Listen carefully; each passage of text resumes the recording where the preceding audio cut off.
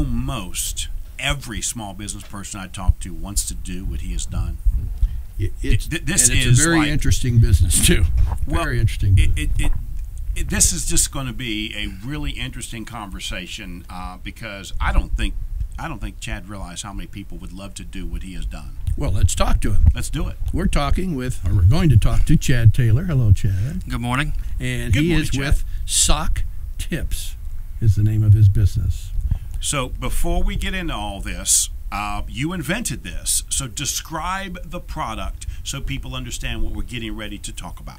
So sock tips are an innovative footwear garment that are designed to enhance comfort and reduce creasing in shoes, dress, casual, and athletic. Mm-hmm. I originally developed this to reduce the creasing in the shoe toe box of the nice sneakers. But I have found that there are several other applications of sock tips where it's beneficial on the comfort side, such as in the podiatry market, folks with certain foot ailments, bunion, corn pain type things, as well as in the athletic market, where you have take the the boot camper, the the CrossFit guy, even in runner, cycler, golfer. So you can flip this thing and wear it to add some extra padding on the bottom of your foot. When I mentioned the golfer or the runner, it's kind of like a mental thing that allows you to understand where your feet are placed and the movement or non-movement that you might want to have in your feet. Now, you came up short a little bit on your story because I happen to know your story. Now, when did you first get this idea and how did it come about? 7th grade, 1990. I bought my first pair of nice sneakers. These were the Air Jordan 5 black and metallics that are being re-released on July 23rd. I'll be in line for those. I hustled enough money to purchase these, playing 3-card Monte, taking people's lunch money, and then on the way to the bus stop, I would purchase hot balls and hot toothpicks that I would then sell to my classmates until I saved enough money to buy this pair of shoes. Knowing my foot would grow and having put so much effort into this, I bought them a little big, and then I would cut the end off of an old pair of socks, wrap it over my toe to provide some form fitting in the shoe toe box, and thereby reduce the creasing. And that's what in the sneaker culture, everyone's worried about the creasing in their shoes. And Sock Tips was born. Even though you didn't start it in 7th grade. Yeah, right. Yeah. Not everyone is worried about the crease in their toes, because I didn't even know to even look at it until I met Chad. And I'm sure that all of my shoes have creases in them because I got big fat feet, and now I feel bad because it's too late now. I got to think about the next shoes. I was going to say, you're going to wear your shoes the rest of your life? It's funny. Some of the folks that I've shared this concept with, friends, etc. I've talked to. They say, now I'm looking at everyone's shoes when they walk by at the creases. Right. I don't know how to ask the question, but I'm telling you, man, there are people sitting on a recliner right now with a cup of coffee saying, I got an idea to make something. I know I'm going to make $172 million off that idea. But they don't have a clue to make it happen. Talk about your story. How did you do that? Because I know you may not get this, but there are so many people that would love to be in your position, which is to take this concept, this idea, and be holding it up, talking about it. Walk us through that. Have faith and jump. I mean, that's it. I have an MBA, I have a bachelor's, I have an undergrad. Coming up in a small town, you could, at the time, go learn a trade and make a living, that kind of thing. But, my story is, I went on, I did my community college. I had never been to Atlanta in my life, but I had $200, a sack of clothes, a car, and a vision. So I've always been that kind of guy that just, took off and will make it happen. Chad's my kind of guy.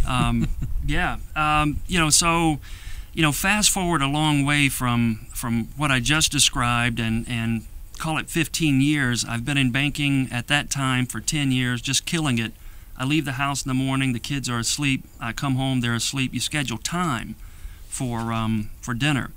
my wife and I are sitting at the beach. This was August of 2014, and I get philosophical. The waves are crashing in, and I say, in the absence of time, the air you breathe is unimportant. There is no Maslow hierarchy of need in the absence of time.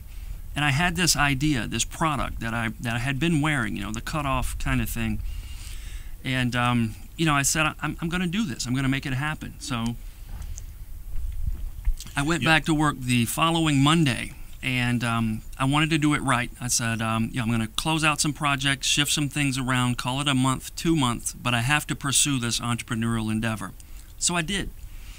It took a year to get the product roughly where it is now, with some help from some people who really lend a helping hand. I could shout them out. Hosiery manufacturer out of Granite Falls, design specialist out of Hickory, folks in the Charlotte region, mentors who had been there for me the whole time. So, but it sounds like you weren't making a lot of money in the first year, probably. Not a lot of money in the first year. It was all spending money for product development. The patent, the trademark, the development costs, the branding, etc. So now we've released this, and it's really starting to gain some traction. That is great. It really is something, Chad, that so many people want to do. So I congratulate you and let you know that I and a lot of other small business people admire you for taking this, because it's not easy. It's not. This is a challenging thing. So so now let's dig in. You've got the product, okay? So now you're looking at it saying, okay, someone's got to buy this thing. So talk a little bit about now, how do you want to get the product name out there so people understand it, especially because it's not something a lot of people have heard of. That's right. That's right. The sneaker guys, they get it. Some of the other aspects of it, the podiatry market for bunions and pains. I'm working through some podiatrists. The athletic realm. I have some friends who are athletes who, love the product in the gym circuit, etc. So I'm targeting the right people. I'm sending some samples. I'm telling the story. I don't think it's happenstance. Some of the people that I have met and who are advising. Right. Talk about the numbers, the dollars on this thing. What do one of these things cost? And you handed me a package, and you chose to package it in 3. Talk about that, the whole concept of, and people don't realize this, but somehow once you come up with an idea, just as important is how to make sure it is perceived value. So in your case, you obviously chose a pack of 3. Talk a little bit about that. Well, that's right. I sell them individually, $8 a pair. I do 3 pair for $20. The idea is that, you really need more than one.